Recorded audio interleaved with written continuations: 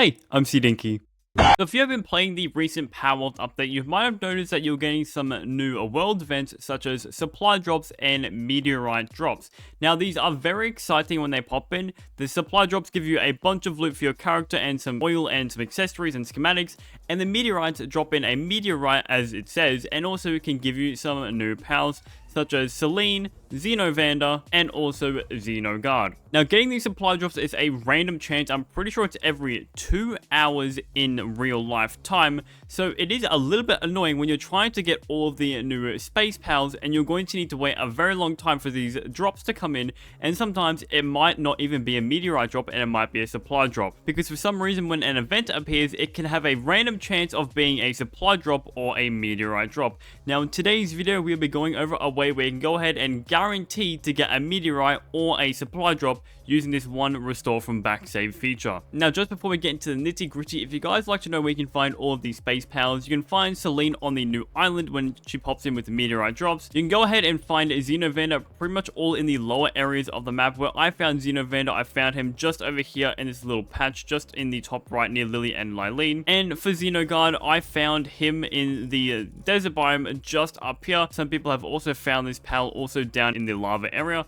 So if you like to find any of these pals, make sure you sit in these locations and wait till a meteorite drop appears. So here we are, we now have a supply drop coming down. Now we're going to go ahead and check the supply drop and see what's inside of it.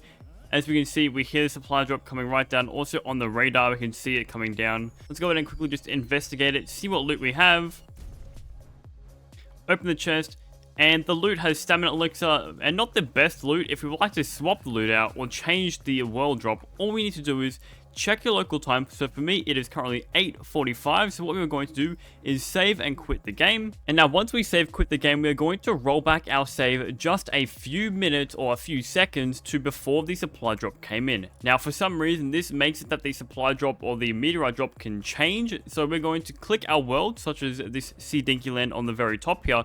And we're going to go down to the restore from backup data. As you can see here, we have a bunch of backup datas from a bunch of times, like 9 days ago is my last data save. As you can see here, the supply drop, we save quit right here. The supply drop came down right here. So what we're going to do is we're going to roll back our save just a couple of seconds before the supply drop comes down. Let's go ahead and restore our save. Now do not worry, nothing will happen in this save. You'll keep everything. As you can see, we're going to go back.